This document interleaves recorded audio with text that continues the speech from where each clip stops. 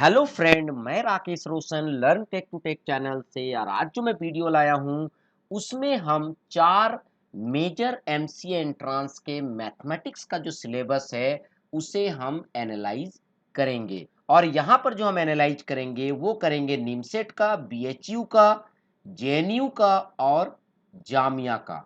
तो दोस्तों यहाँ पर हम लोग देखेंगे कि कौन कौन से ऐसे मैथमेटिक्स के टॉपिक हैं जो इन चारों एंट्रांस में कॉमन है और कौन कौन से ऐसे टॉपिक्स हैं जो हमें अलग से पढ़ने पड़ेंगे किसी पर्टिकुलर एमसीए एंट्रांस के लिए। तो चलिए इस वीडियो को स्टार्ट करने से पहले जस्ट मैं आपसे रिक्वेस्ट करता हूं कि अगर अभी तक आपने मेरे चैनल को सब्सक्राइब नहीं कर रखा तो सब्सक्राइब कर ले और बगल में जो बेल है जरूर क्लिक करें, जिससे मेरे जितने भी नए वीडियोज हैं उनके नोटिफिकेशन आपको मिलता रहे। तो चलिए स्टार्ट करते हैं।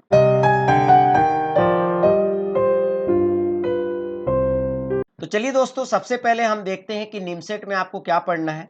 तो निमसेट में सेट थ्योरी है, प्रोबेबिलिटी एंड स्टैटिस्टिक्स है, अलजेब्रा है, कोऑर्डिनेट ज्योमेट्री है, कैलकुलस है, वेक्टर है और ट्रिग्नोमेट्री है। ठीक है, तो ये टॉपिक्स आपको निमसेट में पढ़ने हैं। पर अब आपको देखना है कि सेट थ्योरी और कौन कौन से एंट्रांस में है।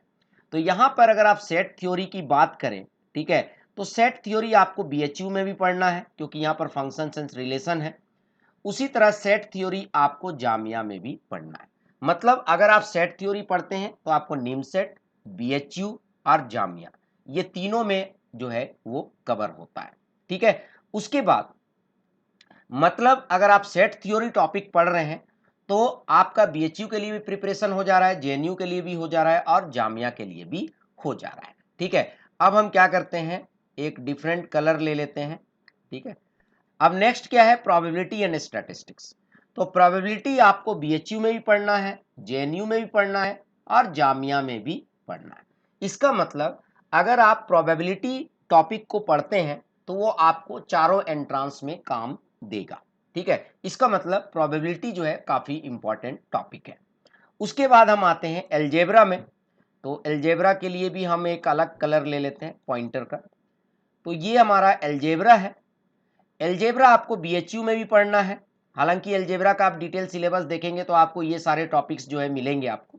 ठीक है, तो अलजेब्रा आपको बीएचयू में भी पढ़ना है, जैसे लॉगरिथम्स है, इनइक्वालिटीज है, मैट्रिसेस डिटर्मिनेंट्स है, प्रोग्रेशंस है, मतलब एपी जीपी एचपी है, बाइनोमियल एक्सपेंशन है। उसी तरह जेएनयू में भी आपको पढ़ना है और आपको जामिया में भी पढ़ना है। ठीक है, तो अलजेब्रा आपको सारी जगह पढ़ना है। मतलब प्रोबेबिलिटी एंड स्टैटिस्टिक्स और अलजेब्रा ये आपको चारों एमसीए एंट्रांस में पढ़ना है। उसके बाद आते हैं कोऑर्डिनेट ज्योमेट्री। तो कोऑर्डिनेट ज्योमेट्री के लिए भी हम लोग अलग कलर ले लेते हैं। तो कोऑर्डिनेट ज्योमेट्री भी आपको सभी जगह पढ़ना है, पर यहां थोड़ा सा आपको ध्यान देना है कि 2D जो है, जो 2 डायमेंशनल कोऑर्डिनेट ज्योमेट्री है वो सभी में है, पर बीएचयू में आपको केवल 2D पढ़ना है, 3D नहीं पढ़ना है। जेएनयू में आपको 2D 3D दोनों पढ़ना है और जामिया में आपको 3D भी पढ़ना है, चूंकि स्ट्रेट लाइन और ये सब दिया हुआ है तो आपको 2D भी पढ़ना पड़ेगा। उसके बाद आते हैं हम कैलकुलस में।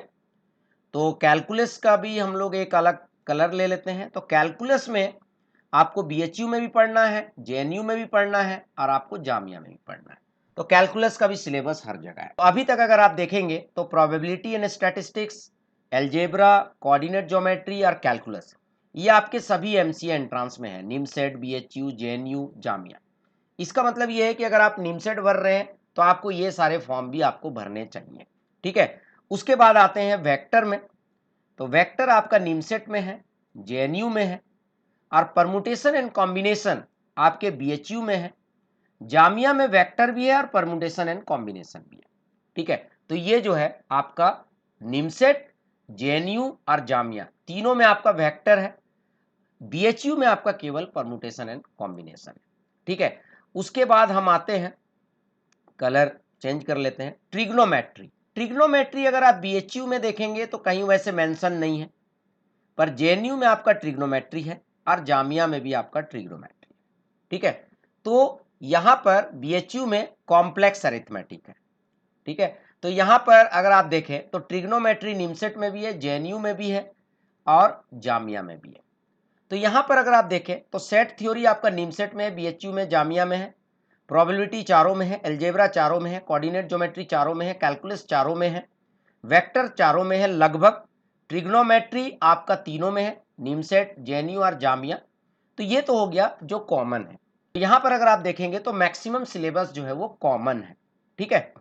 अब यहां पर कुछ ऐसे टॉपिक्स हैं जो कि अलग है, ठीक है। कुछ ऐसे टॉपिक है, बहुत ही कम टॉपिक है जो कि अलग है। जैसे तो जेएनयू में आपको अलग से पढ़ना पड़ेगा numerical analysis, real analysis and theory of real function. यहां पर स्टूडेंट फंस जाते हैं क्योंकि ये तीनों ही टॉपिक जो है वो ग्रेजुएशन का टॉपिक है। तो अगर आप देखें तो ये तीनों टॉपिक ग्रेजुएशन का टॉपिक है, मतलब इन टॉपिक्स को जनरली 11th-12th में बच्चे नहीं पढ़ते हैं, ठीक है। तो यहां पर क्या है कि अगर आप +2 के मैथ के बेसिस पे एग्जाम दे रहे हैं तो यहां पर जेएनयू में आप फंस सकते हैं। तो आपको जेएनयू में अगर आपको जाना है तो आपको ये 3 चैप्टर जो है फ्रेश से आपको पढ़ने पड़ेंगे। ये समझ लीजिए कि ये 3 चैप्टर आपको फ्रेश से पढ़ना पड़ेगा, तो ये आपको ध्यान देना है, ठीक है। तो अगर आप जेएनयू का प्रिपरेशन करना चाहते हैं और आपने 11th-12th में मैथ लिया था, ग्रेजुएशन में आपका मैथ नहीं है, तो आपको इन 3 टॉपिक पे बिल्कुल जो है कंसंट्रेट करना पड़ेगा और बिल्कुल फ्रेश आपको पढ़ना पड़ेगा।